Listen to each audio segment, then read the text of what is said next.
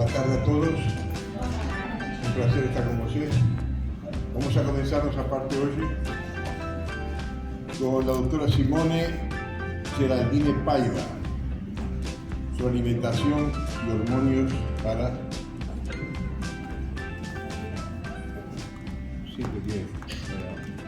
vacunación. Felicidad, correcto.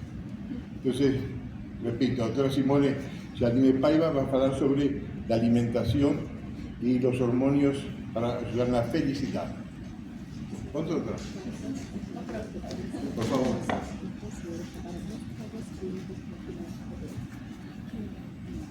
Boa tarde a todos. Bom, então agora a gente vai falar um pouquinho sobre o tema. A alimentação pode ajudar na ação dos hormônios da felicidade. Primeiramente, eu gostaria de agradecer a oportunidade de estar palestrando aqui no Congresso. E estou muito feliz com a oportunidade de palestrar e principalmente com o tema da nossa palestra. Vou me apresentar um pouquinho. Eu sou a Simone Geraldine de Paiva. Eu sou nutricionista como formação de base e também sou mestre e doutora na área de nefrologia, que é a área da medicina que estuda os rins. E por ser paciente de dor crônica, eu resolvi aprofundar os meus estudos na área de dor. E por ser paciente de dor crônica, em um determinado momento, eu apresentei algumas alterações de humor. Foi onde eu comecei a pesquisar sobre a felicidade. E por isso que eu fico muito feliz em poder falar sobre esse tema. Bom, declaro que não há conflitos de interesse para esse tema. E eu gostaria de começar a palestra fazendo uma pergunta para a plateia. Vocês acreditam que comer bem e saudável traz felicidade? Quem acredita que sim, levanta a mão. Quem acredita que não? Bom, eu acho que todo mundo acredita que sim. Que comer bom e comer não saudável também não é bom. A gente já vai chegar lá. Uma gordice. O fato de comer já é A seguinte frase, porque hoje eu mereço. Uma gordice, né? Então, aí é uma questão para trabalhar bastante com psicólogo, né? não é? Bom, com o meu conhecimento que eu tenho hoje sobre o que de fato é comer bem e saudável, o que de fato é felicidade, eu afirmo que sim, comer bem e saudável traz felicidade. E o grande problema que a gente tem hoje é que são dois conceitos, alimentação saudável e felicidade são dois conceitos que hoje na nossa sociedade estão um pouquinho distorcidos. E aí eu trouxe algumas imagens para a gente refletir sobre o que de fato é a felicidade. Felicidade teria a ver com riqueza? Teria a ver com sucesso no trabalho? Ou teria a ver mais com uma vida de fama? Há ainda também quem acredite que viver a vida, ser feliz, é ir para a balada todas as sextas-feiras à noite ou no finais de semana, ou ainda encher a cara com os amigos e a família. Há pessoas que acreditam que sem bebida alcoólica não é possível se divertir. Mas será que nada disso teria a ver com felicidade? E o que de fato teria a ver com felicidade?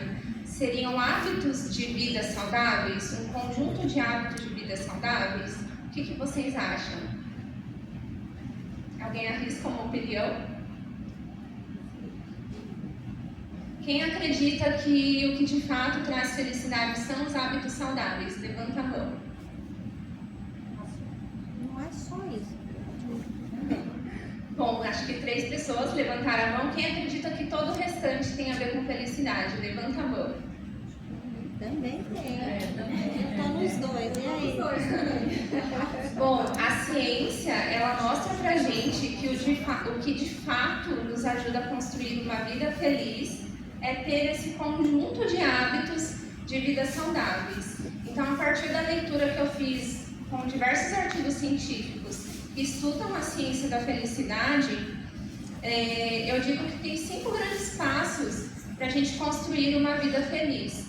ressaltando aqui que um momento de vida feliz, por exemplo, vou comer um x-tudo cheio de batata frita, refrigerante, isso é um momento feliz. Isso não é a construção de uma vida feliz. Para a construção de uma vida feliz, a gente precisa ter um propósito de vida, ter relacionamentos sociais saudáveis, ter um estilo de vida saudável, o que significa comer e dormir bem e praticar atividade física de forma regular, exercício físico no caso, né? Ter pensamentos positivos, mesmo quando estamos passando por momentos ruins, e estar realmente presente em cada uma de nossas vivências. E o que cada um desses hábitos de vida, eles têm em comum? A ciência ela também nos mostra que pessoas mais felizes fazem melhores escolhas ao longo de suas vidas, mas também mostra que pessoas que fazem melhores escolhas de vida ao longo de suas vidas são pessoas mais felizes. E todos esses hábitos, se não todos, eu diria que quase todos, eles ajudam na modulação dos hormônios da felicidade. Bom, então para a nossa palestra, eu separei aqui 6 substâncias para a gente conversar um pouquinho sobre a felicidade. A serotonina, a dopamina, a anandamida e a endorfina, na verdade, são neurotransmissores. O que seriam neurotransmissores? São substâncias que fazem a comunicação entre os nossos neurônios. E a ocitocina e a melatonina são, de fato, hormônios. Bom, então vamos começar falando um pouquinho sobre a serotonina, que provavelmente é o hormônio da felicidade mais falado. E a serotonina, ela é produzida tanto pelo nosso intestino, quanto pelo nosso cérebro. E aqui eu trouxe o print de um artigo científico que mostra que a serotonina produzida pelo nosso cérebro modula uma ampla gama de funções no nosso corpo, incluindo humor e cognição. A serotonina, falando um pouquinho sobre a relação de cérebro e intestino, tanto o nosso cérebro envia mensagens para o nosso intestino, quanto o intestino envia mensagens para o nosso cérebro. Mas esse artigo anterior, ele mostra que é a serotonina produzida pelo cérebro que modula essas funções de humor no nosso corpo. E a serotonina é um neurotransmissor formado a partir de um aminoácido. O que é um aminoácido? Aminoácidos são os tijolinhos que formam nossas proteínas. E as proteínas do corpo humano é formado por aminoácidos que são essenciais e por aminoácidos que são não essenciais para o nosso corpo. O que seriam os aminoácidos essenciais? São aqueles que o nosso corpo não produz e por isso a gente precisa ingerir por meio da dieta. E a serotonina é formada a partir do aminoácido triptofano, que é um aminoácido essencial. Então vejam a importância de a gente ingerir o triptofano para o nosso corpo conseguir produzir a serotonina. Pensando que o triptofano é um aminoácido, quais seriam os alimentos fontes de triptofano?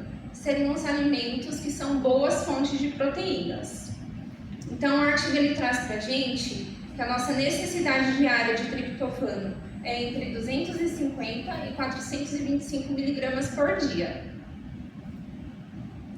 Esse artigo que eu peguei também, na primeira tabela eu coloquei os alimentos de origem vegetal, ricos em triptofano, e o que me chamou mais atenção foi o cacau, o chocolate que o pessoal citou aí, e as sementes de chia. De origem animal, o que me chamou mais atenção foi o queijo e a carne de frango. E além de saber essa parte bioquímica da fisiologia humana do nosso corpo, a gente também tem estudo científico mostrando que uma dieta rica em triptofanos, ela de fato melhora funções como depressão, melhora situações como a depressão e é positivamente associada com a cognição social. O que seria a cognição social? É a capacidade de nós, seres humanos, entender a nós mesmos e ao outro do contexto de uma sociedade. Tem outros estudos sobre a dieta rica em triptofano, mas pelo tempo da palestra eu selecionei apenas alguns artigos. Bom, o próximo hormônio, que na verdade também é um neurotransmissor que a gente vai falar, é a dopamina. A dopamina ela também é formada a partir de um aminoácido, porém de um aminoácido não essencial para o nosso corpo, que é a tirosina. E a tirosina ela é formada a partir de um aminoácido essencial, que é a fenilalanina. E a dopamina ela desempenha algumas funções no nosso corpo, ela é bastante conhecida pelo seu controle motor, sistema de recompensa, regulação do humor e o comportamento de dependência. Aí fui procurar também os artigos sobre dietas ricas em tirosina. E diferente da serotonina, que a gente já tem bem estabelecido, que comer mais triptofano melhora a função, melhora a ação do hormônio serotonina, a gente ainda não tem estudos comprovando que comer mais tirosina vai melhorar a ação do hormônio. Mas acredita-se que a ingestão dietética da tirosina, ela melhore a formação da dopamina no cérebro, mas isso seria dependente de uma boa disponibilidade de outros aminoácidos no sangue.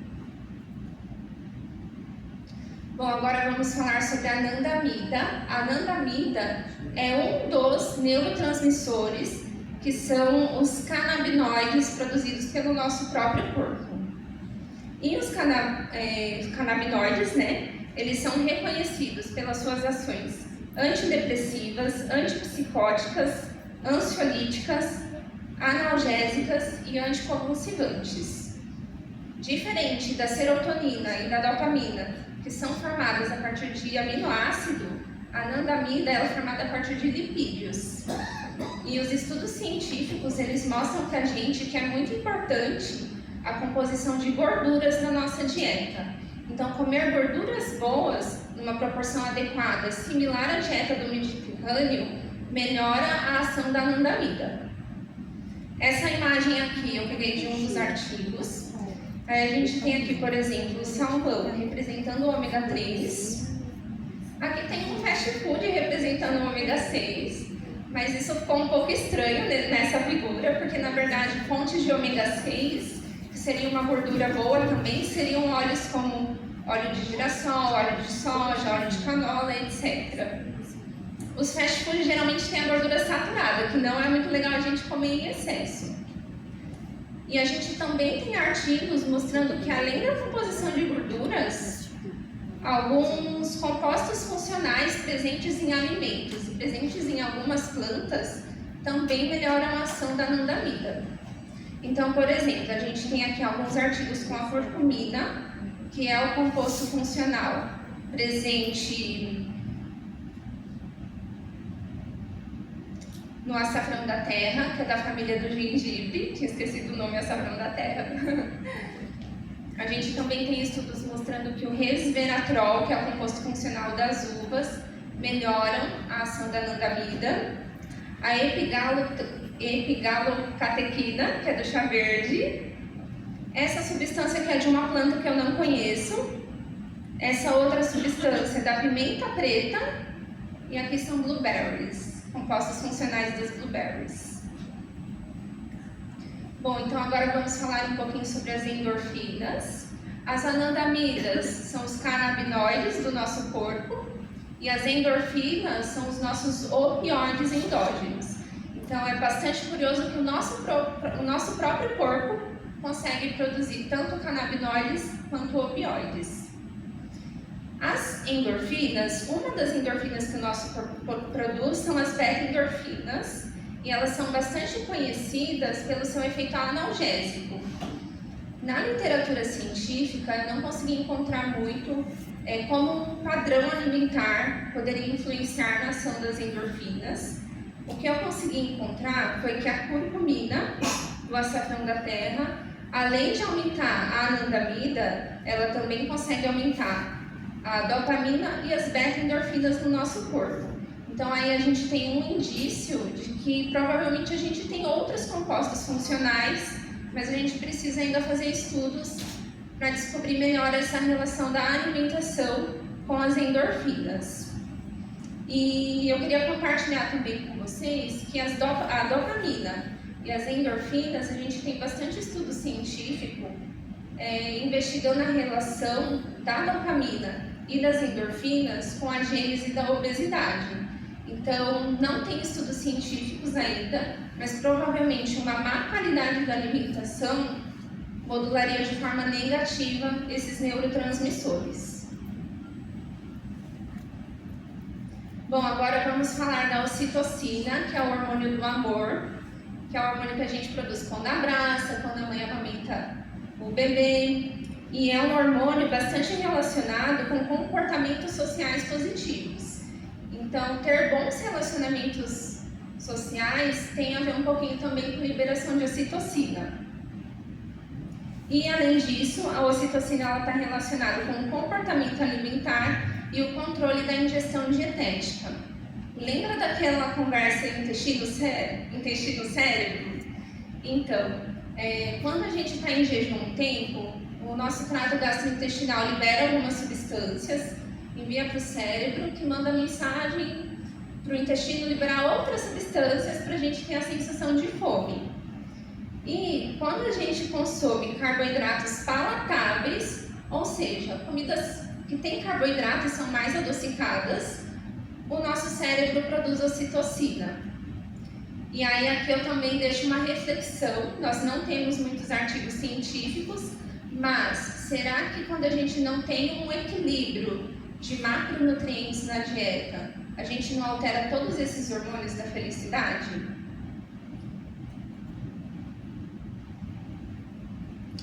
Bom, e agora vamos falar da melatonina, que é o hormônio do sono.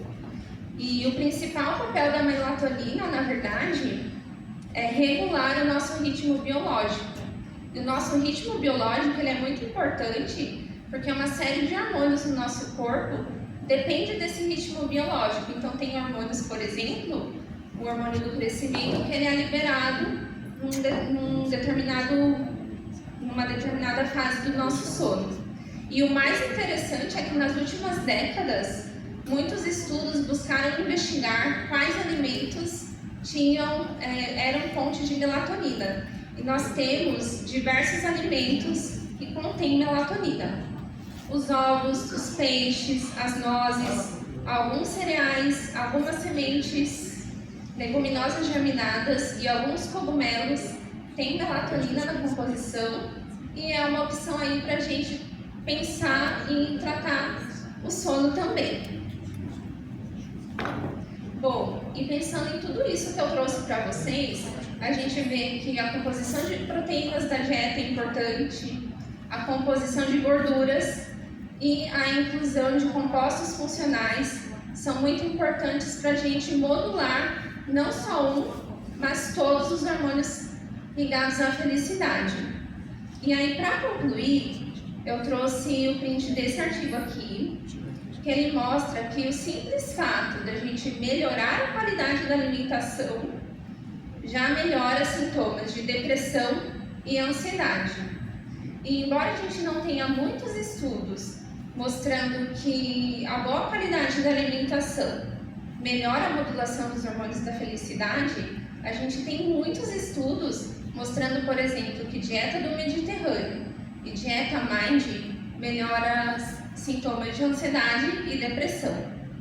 E pensando que o comer bem saudável deve considerar as condições socioeconômicas de uma população e também a cultura, eu trouxe aqui para vocês conhecerem o Guia Alimentar para a População Brasileira. Então, pensando na população brasileira, considerando a nossa cultura, o que seria ideal para a gente melhorar a ação dos hormônios da felicidade? A gente precisa procurar melhorar a qualidade da alimentação, incluindo alguns alimentos que sejam característicos dessas dietas, como a dieta do Mediterrâneo e a dieta Mind. Aqui tem alguns estudos que eu utilizei. E eu queria terminar com uma frase de um monge budista vietnamita, que é o Thich Nhat Hanh, e ele diz que não existe um caminho para a felicidade é o caminho. E eu gostei dessa frase porque ela mostra que a felicidade não é algo momentâneo, que é uma construção de vida. É isso, muito obrigada.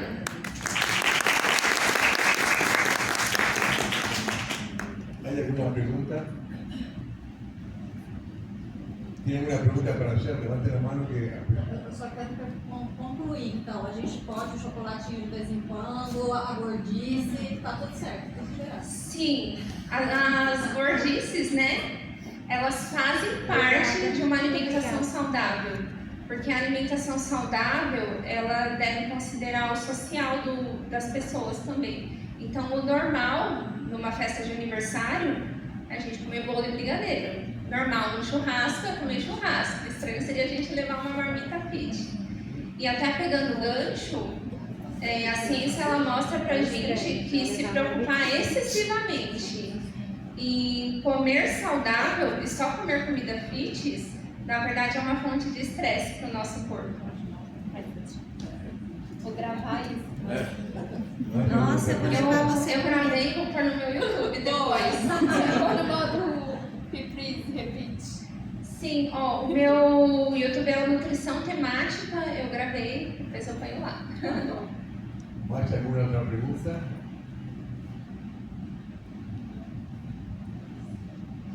A veces también la situación o la creación o el rol económico tiene mucho que ver con lo que uno quiere, porque ¿qué es saludable para você? Que é saudável para mim? Sí. Olha, para mim o saudável é a gente comer aquela regra, desembalar menos e descascar mais. E, por exemplo, hoje a gente vê muitas pessoas criticando, por exemplo, o leite.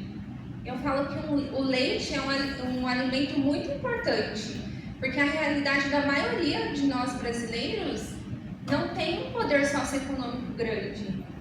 E às vezes incluir um copo de leite ou um ovo no dia, a gente já melhora muito a qualidade da alimentação das pessoas, conseguindo tratar situações, por exemplo, como uma desnutrição. Então o fator econômico é muito importante. Então o papel do nutricionista, por exemplo, mais importante e mais desafiador é buscar uma solução com o paciente de como ele vai ter acesso a esses alimentos. dentro de uma realidade onde esse paciente está inserido, né? Isso. Socioeconômica. Socioeconômica. Normalmente, Sim. normalmente o ruim é mais barato, Exato. né? Vou processar. Processar. Muitas vezes sim, mas se a gente for pôr na ponta do lápis, muitas pessoas que têm uma alimentação ruim, se fosse comer mais saudável, gastaria menos. A médio e longo prazo, sim. Sim, sim. ¿Más? ¿Alguna otra pregunta?